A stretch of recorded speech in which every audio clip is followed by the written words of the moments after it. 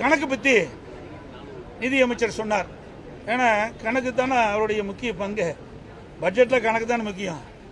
ஆகவே பட்ஜெட் கணக்கை சரியாக செயல்படுத்துங்க. எங்கள் கணக்கு நாங்கள் பார்த்துக்கிறோம். எங்கள் கணக்கு நாங்கள் எப்படி போகணும் எங்களுக்கு தெரியும். அதோட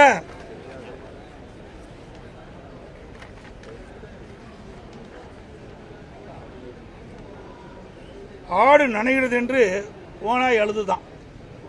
எங்கள் மீது நீங்கள் கரிசனம் காட்ட தேவையில்லை. சரிங்களா? எங்கள் கணக்கை நாங்கள் பார்த்துக்கிறோம். அதை எப்படி பார்க்கணும் எங்களுக்கு தெரியும். அதோட நீங்கள் எப்படியெல்லாம் கடந்த காலத்தில் இருந்தது என்று சற்று எண்ணி பார்க்க வேண்டும். கொள்கை என்பது வேறு, கூட்டணி என்பது வேறு. ரெண்டையும் பொருத்தி பார்க்கக்கூடாது. நான் ஏற்கனவே பல முறை தொலைக்காட்சியின் வாயிலாகவும் சரி, பத்திரிகையின் வாயிலாகவும் சரி, என்னுடைய அறிக்கையின் சார்பாக தெளிவுபடுத்தியிருக்கின்றேன். கூட்டணி என்பது தேர்தல் வருகின்ற பொழுது வாக்குகள்லாம் ஒன்றாக சேர்ந்து எதிரிகளை வீழ்ப்பதற்காக கூட்டணி அமைப்பது. கொள்கை என்பது அது நிரந்தரமானது. கூட்டணி அப்படி இல்லை, ஒவ்வொரு முறையும் மாறி மாறி இருக்கும். அண்ணா திமுக கூட்டணி வச்சதீங்க, இப்ப திமுகவில் இடம்பெற்றிருக்கின்ற கூட்டணி அங்க இதுதான் நிலைமை. கொள்கை வேற, கூட்டணி வேற. இது எங்களுடைய நிலைமை. திமுக அப்படி இல்லை. அடிக்கடி முதலமைச்சர் சொல்றாரு, எங்க கொள்கையோட ஒத்த கொள்கையுடைய கட்சி தான்ங்கிறாரு. அப்படின்னா ஒரே கட்சியா இருந்துக்கலாம். அது தனித்தனி கட்சியா இருக்க வேண்டிய அவசியமே இல்லை. இது நிலைமை. அதோட நீங்க பாத்தீங்கன்னா திராவிட முன்னேற்ற கழகம் கூட்டணி பத்தி சொல்லிட்டு இருக்காரு.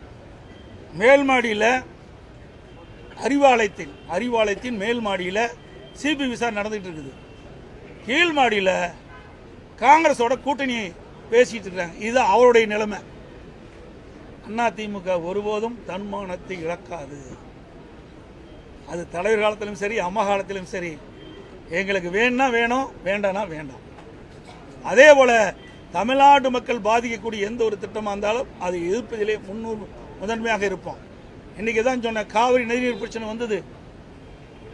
உச்சநீதிமன்றம் அளித்த தீர்ப்பை மத்திய அரசு நடைமுறைப்படுத்த காலதாமதம் செய்த காரணத்தினால் எங்களுடைய நாடாளுமன்றங்கள் கூட்டணியில் அங்க வச்சால் கூட நாங்கள் எங்களுடைய நாடாளுமன்றங்கள் தமிழ்நாடு விவசாயிகளுடைய நலன் கருதி, தமிழ்நாட்டு மக்களுடைய நலன் கருதி உச்சநீதிமன்ற தீர்ப்பை விரைவாக அமல்படுத்த வேண்டும் என்று தொடர்ந்து 22 நாட்கள் நாடாளுமன்ற அவையை ஒத்தி வைக்கின்ற சூழ்நிலை நாங்கள் உருவாக்கணும்.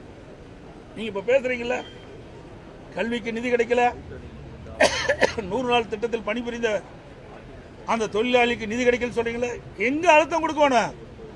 நாடாளுமன்றத்தில் அழுத்தம் கொடுக்கணும்.